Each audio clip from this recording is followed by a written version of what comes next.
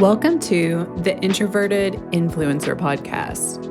I'm your host, Erica Van Slyke. My soul's mission on this planet is to help fellow introverts grow their online influence in a state of feminine flow and ease.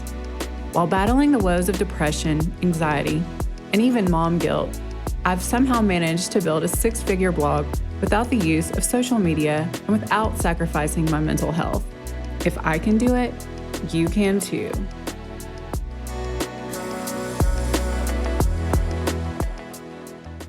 Well, hello there, you beautiful soul. I cannot believe summer is basically here. I know not technically by the time this episode comes out, but it definitely feels like summer.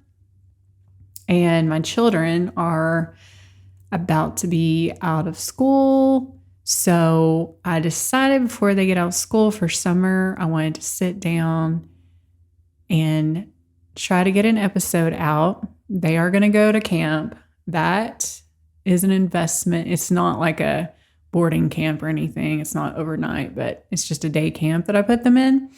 But we do have a little time together before they start that. But the camp, that is an investment in my business and in my mental health. But I'm going to try my best to enjoy being at home with my two boys for a few weeks. Wish me luck, because it's a lot of refereeing. They are 9 and 7, and my God, they get in some crazy ass fist fights. So I hope they'll be good for me, but I'm not planning on it. And that's why some stuff is going to have to go to the wayside for a little bit. So, all that being said, last week's episode was actually about clearing space to allow for ease and to put your body out of fight or flight and into a grounded, receptive mode so that you can create whatever that may be, whatever is required of you to create new ideas, express beauty in whatever way you do it. You can't be in fight or flight. And so much of what I have been embodying that has helped me just stay grounded through all the heaviness. Not just in the world in general, but in my industry, my digital publishing online industry that requires page views. And in return of those page views, there's ad revenue, okay? And just last week, Google announced yet another, so I've already been reeling for the past year from Pinterest, right? Lost 40% of my business. And so it's been stressful as hell. There's been so much pressure on me because at the same time, I buy my dream house after being afraid to do that for 2.5 years because I'm like, well, what if this business doesn't work? Blogging is so new. And then a few months into having this house, I lose 40% of my business with the Pinterest algorithm update that really hurt me. Still working to recover from that. And then just so much personal chaos happened. Ending of friendships, relationships. My children did not deal with the move very well. We had a lot of issues with their school. We had a lot of scary issues that I still have not elaborated with, because there's legalities involved. I'm just not comfortable going there yet.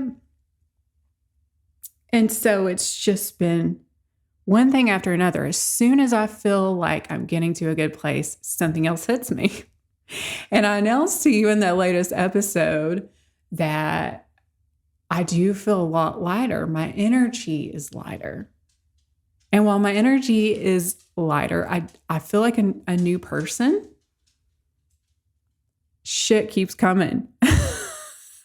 So sorry, I am so ADD. I was trying to tell you a story and then I veered off a little.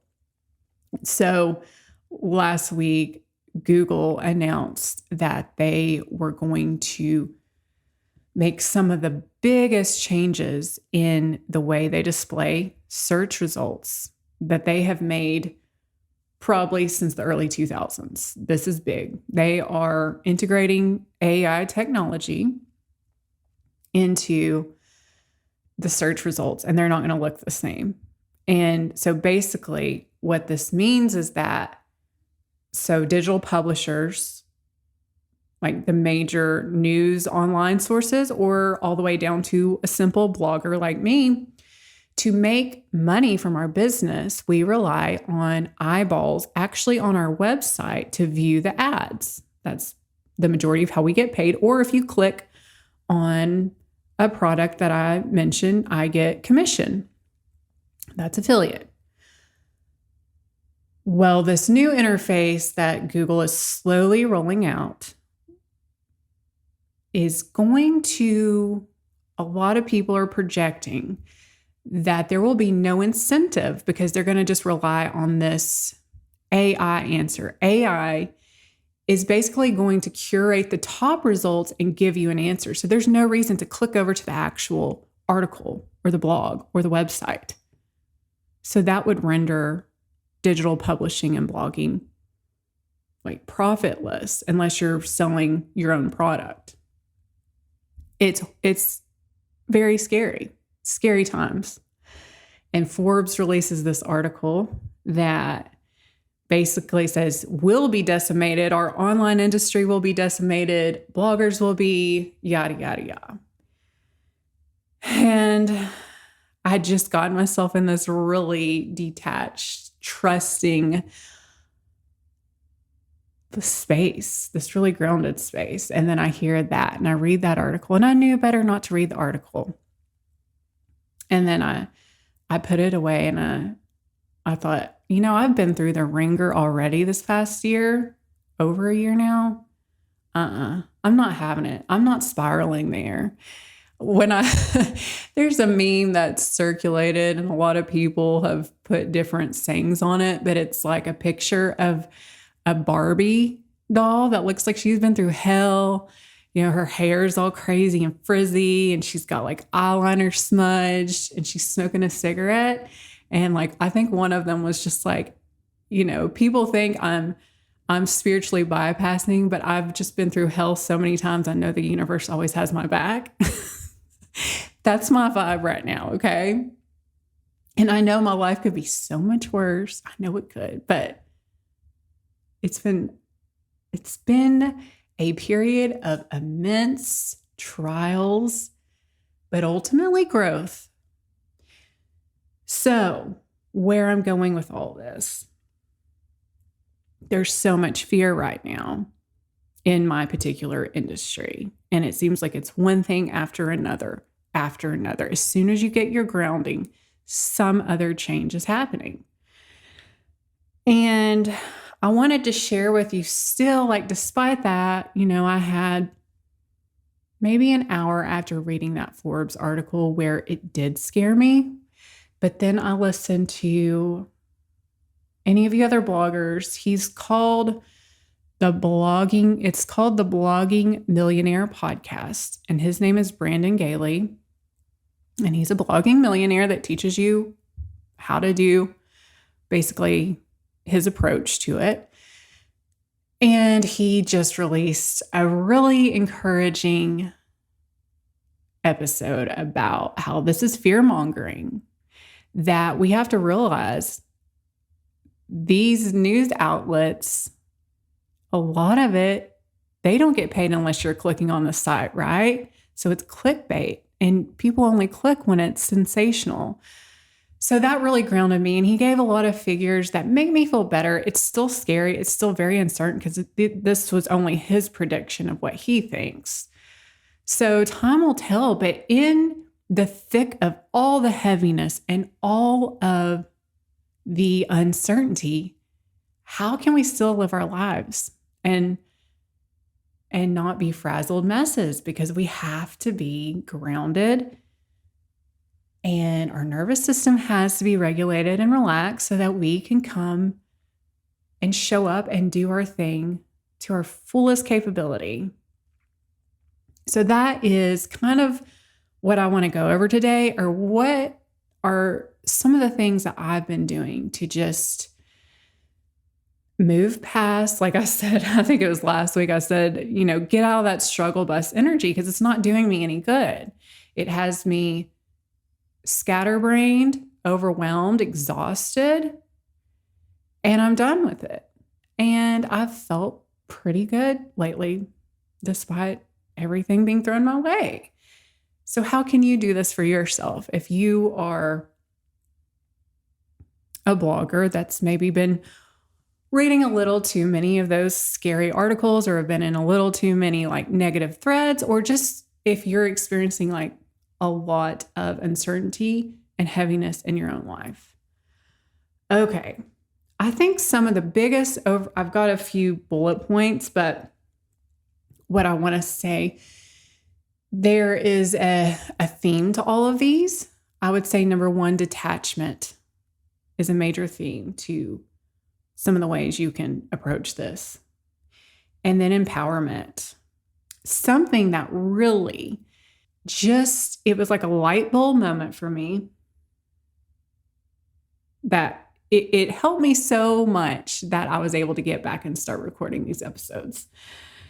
And Robert Grant, he used to be this wildly successful entrepreneur, and now he's gotten like really into like the quantum mathematical realm, but he's also into all these like spiritual principles, hermetic principles. He's been on a lot of spiritual shows lately that I've watched, and I'm so fascinated. But he said, basically, like whatever they were talking about, really scary times and what scary times we live in. And he just said, we've got to take our power back and remember that we are not our physical bodies. We are not our little ego shells, our meat suits. We are souls. And if you are spiritual, if you believe in reincarnation, or even just a God that put you here for a reason, that you have a reason to be here, you can take your power back by remembering you chose this. Even though you don't feel like it, your soul chose it. And why would your soul choose it?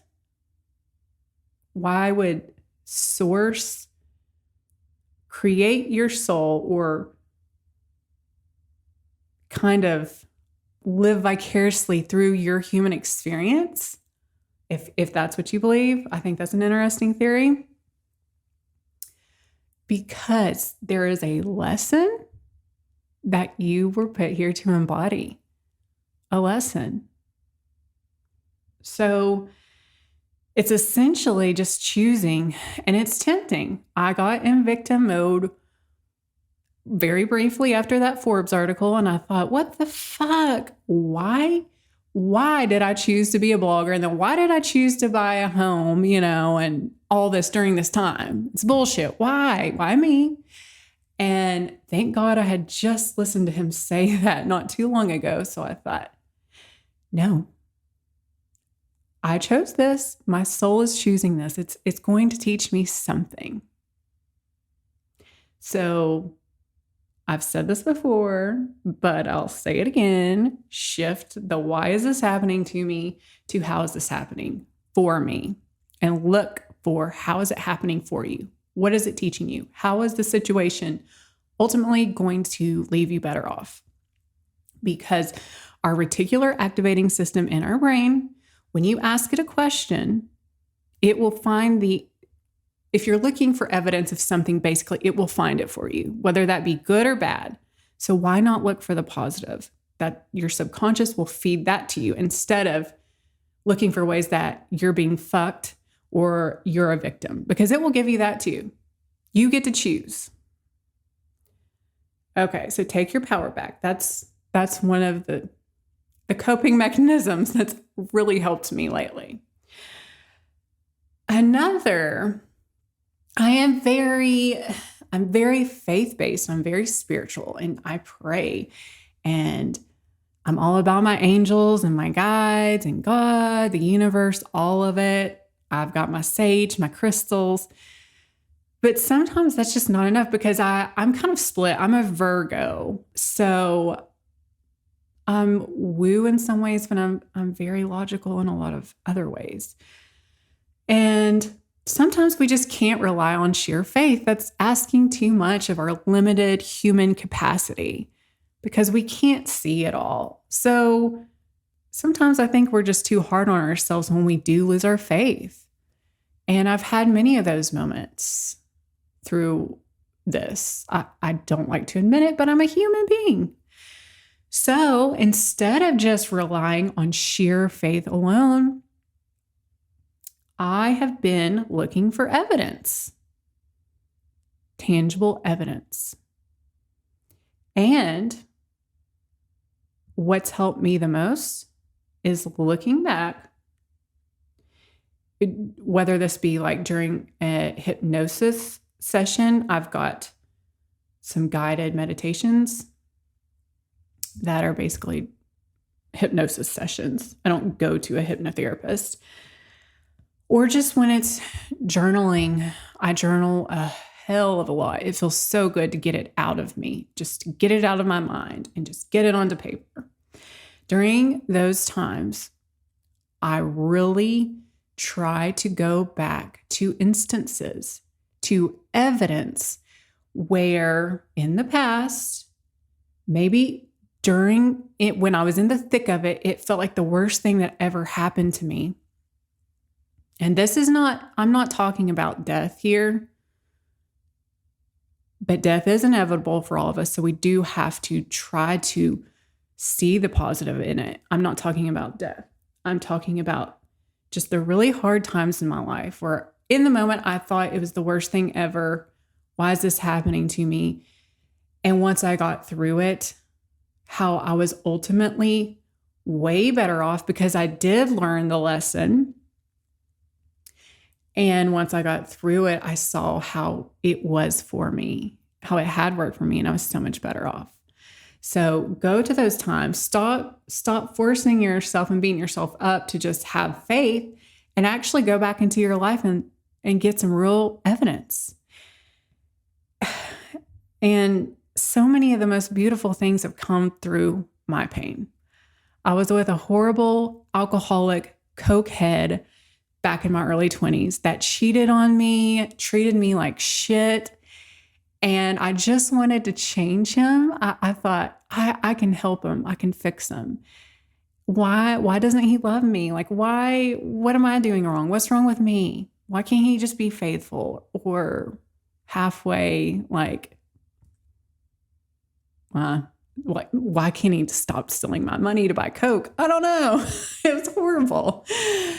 But then once I left the situation, I let it go.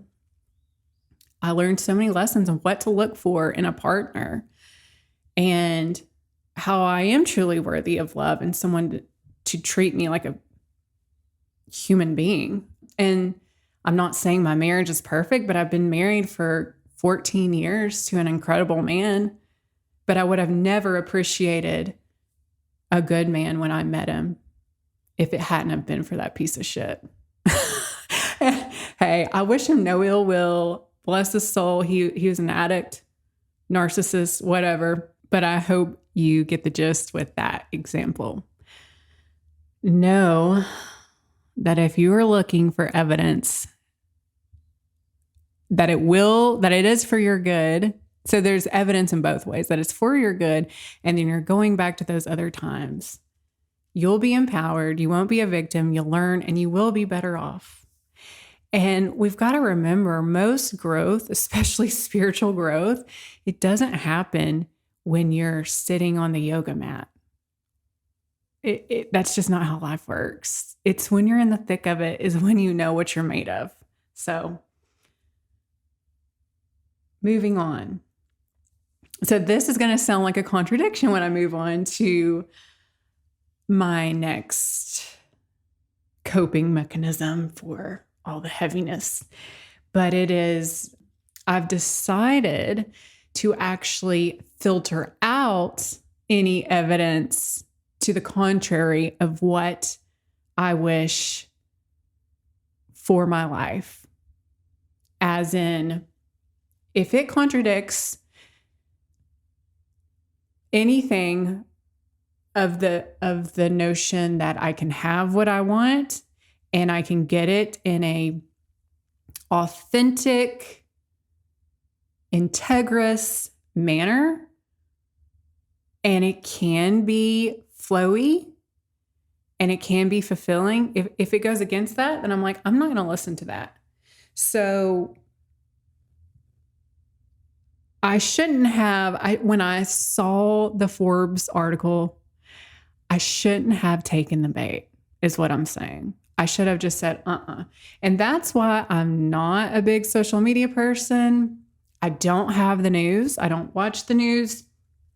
It's not doing me any good to walk around like a ball of stress and to feel like the sky is falling in every second, because I've got to show up not only for my art, but I've got to show up for my family and my children.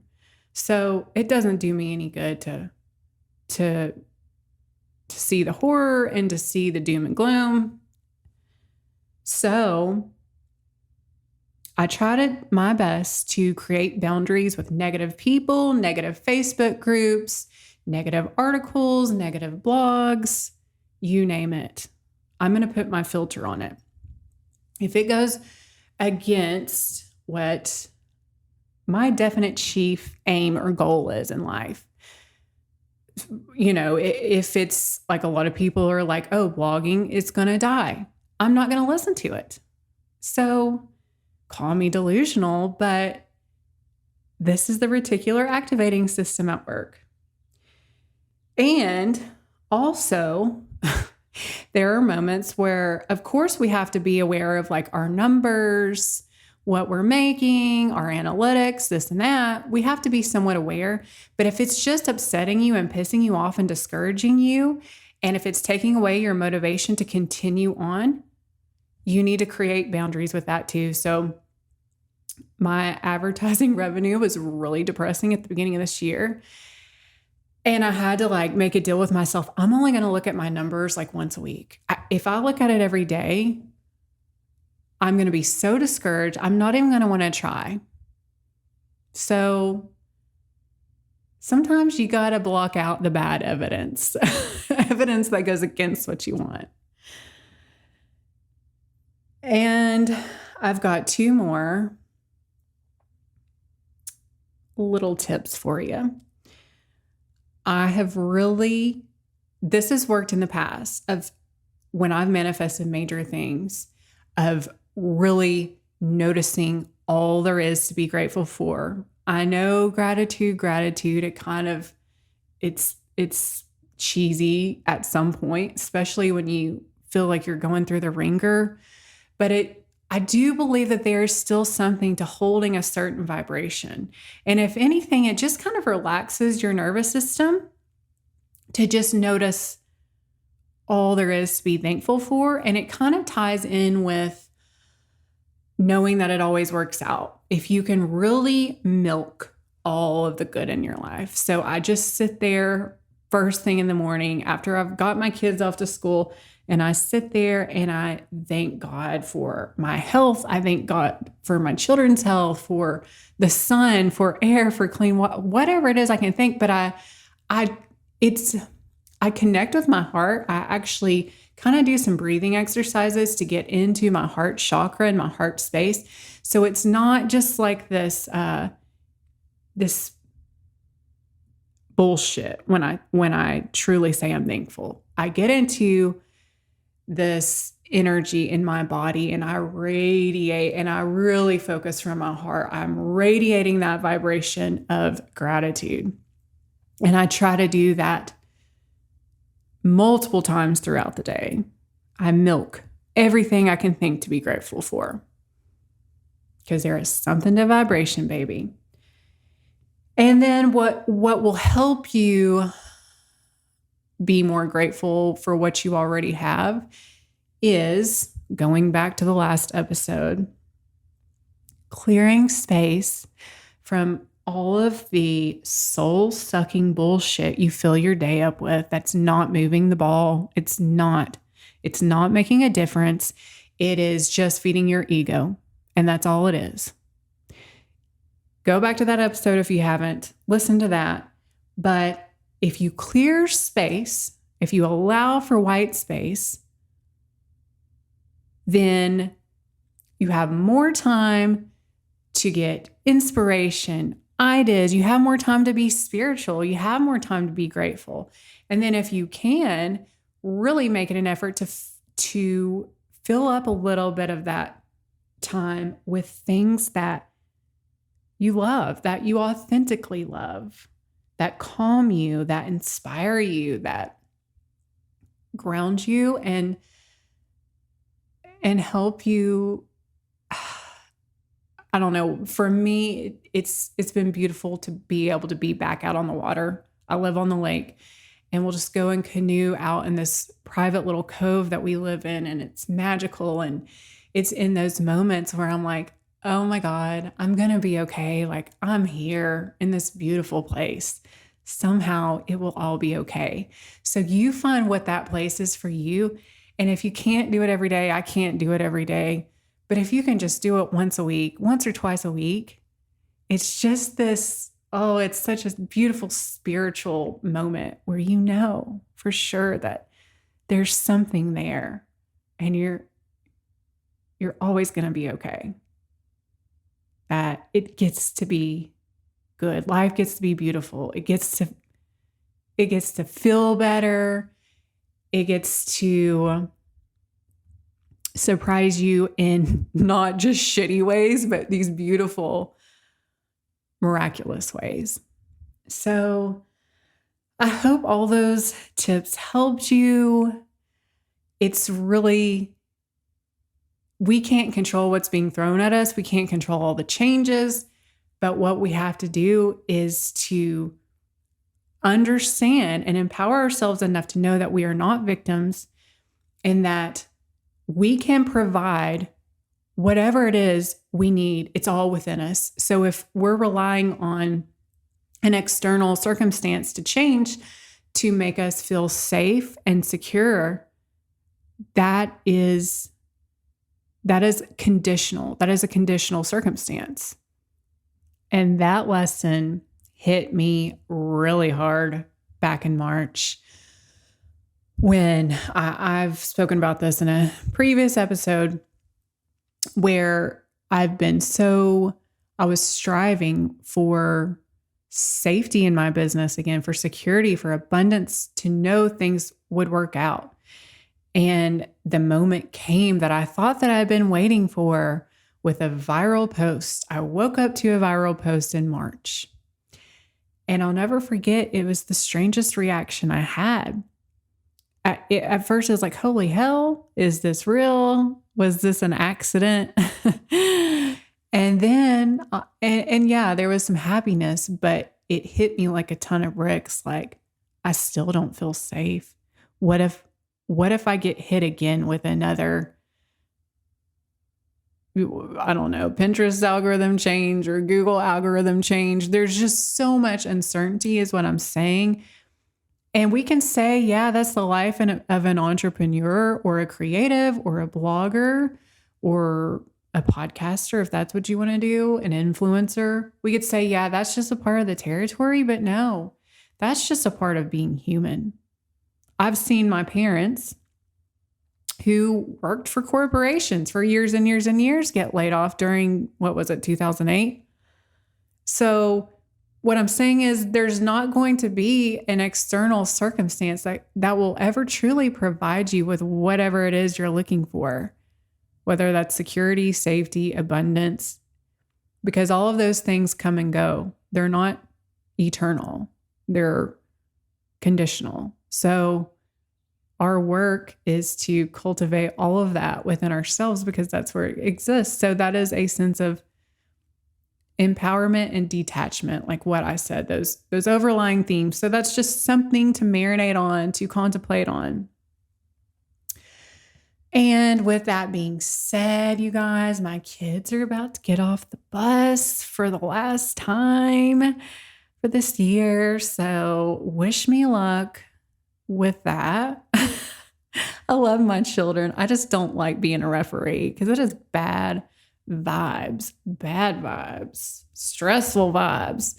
So I'm glad I do my medicating. That's what my younger one, he calls meditating. He said, Mom's doing her medicating. So it's true. But anyhow, I hope to talk to you soon. And I am sending you some good vibes, and get out there and enjoy the warmer days and get you some sunshine therapy and some nature therapy. It truly works wonders.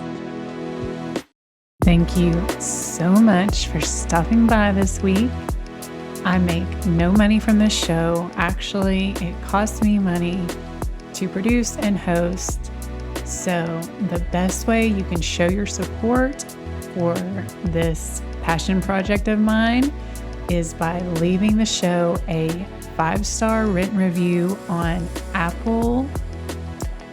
Also, if you would like to contribute monetarily to the show, you can leave a tip in my digital tip jar, which I have the link in the show notes.